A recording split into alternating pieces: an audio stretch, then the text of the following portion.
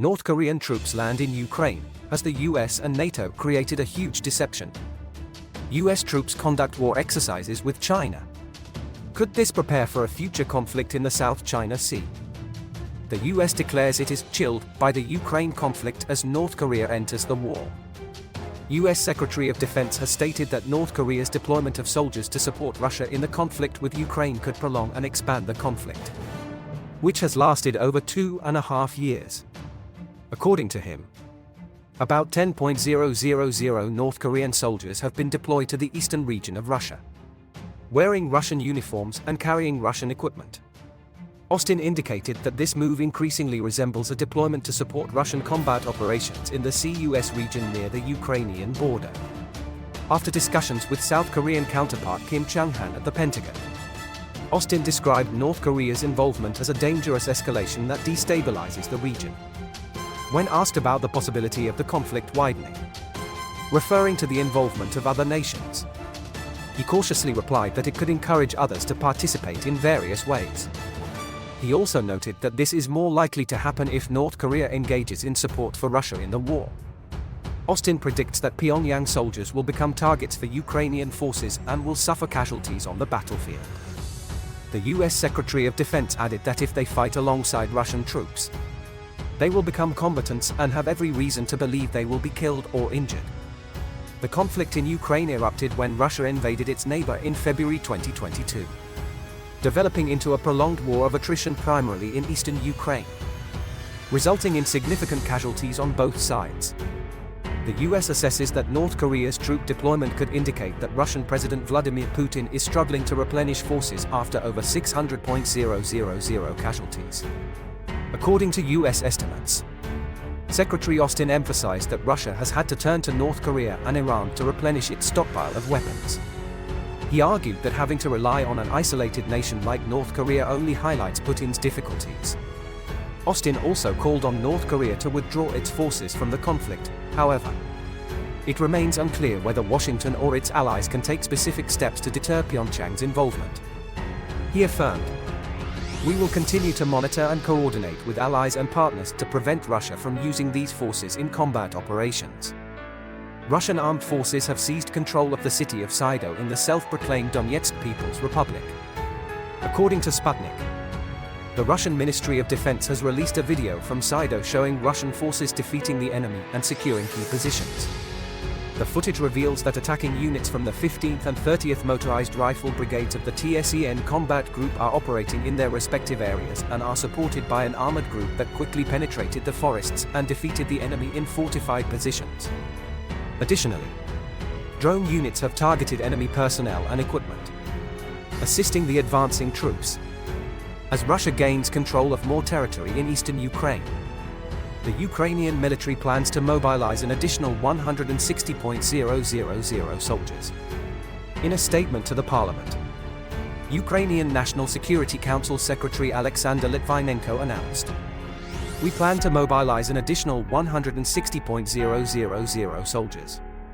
According to AFP, this mobilization process will take place over the next 3 months. This announcement comes as Ukraine is mobilizing troops for an offensive in Russia's sea region, which began in August. The latest mobilization follows the Ukrainian parliament's approval of a law in April aimed at bolstering military forces to counter Russian troops.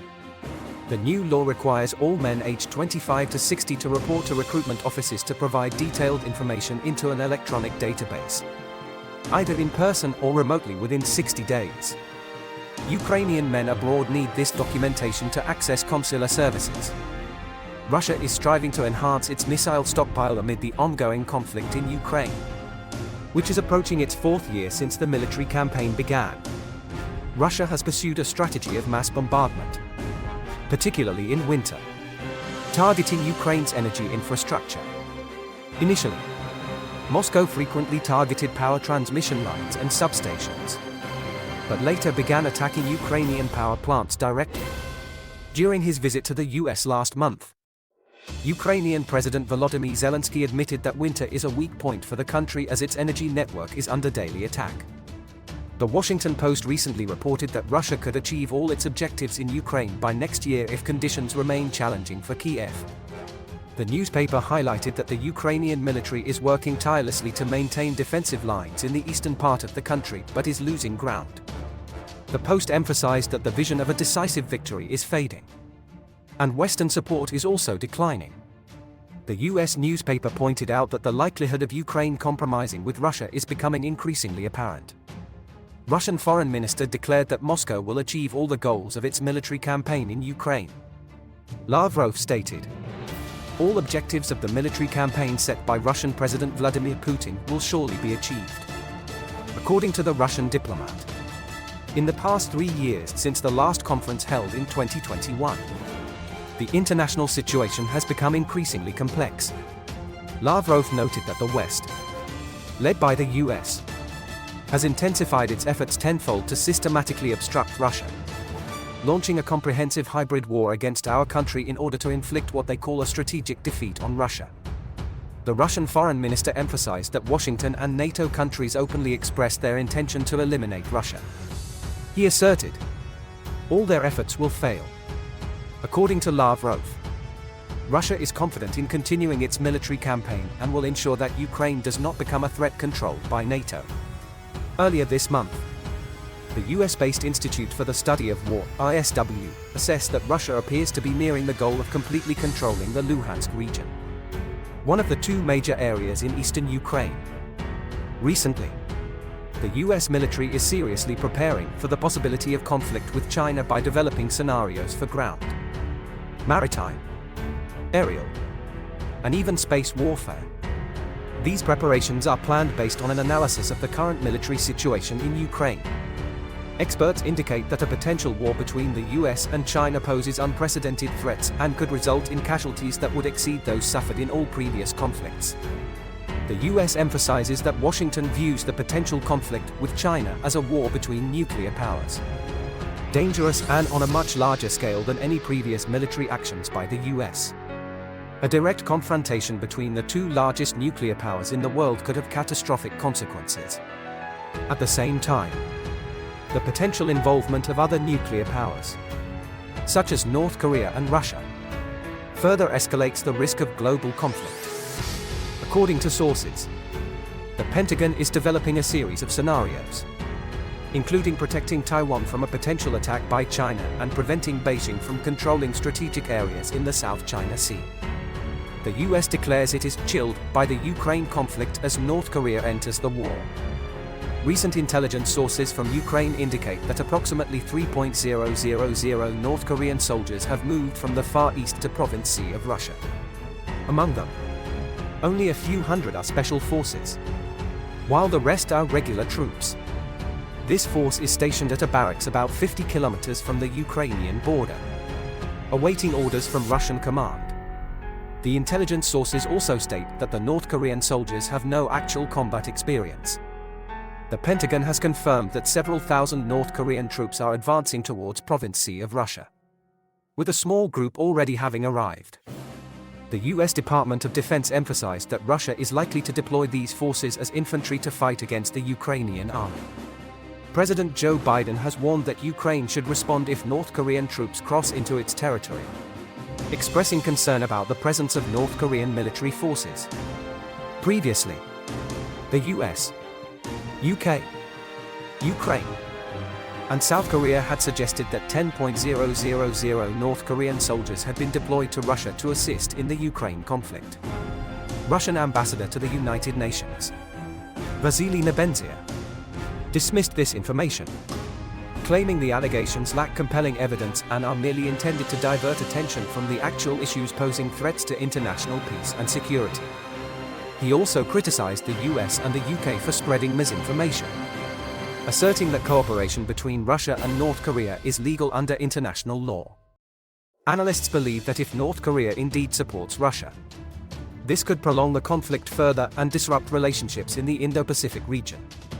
Recently, former opposition leader in Ukraine, Viktor, remarked that Western support for President Zelensky might wane. He pointed out that an increasing number of people in the West are skeptical about the effective use of the aid Ukraine has received. The shortage of troops in the Ukrainian army is escalating, with many soldiers exhausted due to a lack of replacement forces. Experts warn that this situation is a serious issue that the West may find difficult to resolve. US officials have criticized Zelensky's administration for the ineffective use of human resources, suggesting that the Russian Federation has the capacity to fund military operations in Ukraine for the coming years. Donald Trump, the US presidential candidate, stated that if he wins the election, he would act swiftly to end the conflict in Ukraine, but did not promise to guarantee security for Kiev or invite Ukraine to join NATO. He emphasized that the US would not bear the financial responsibility for this. Instead, Europe would have to shoulder the costs.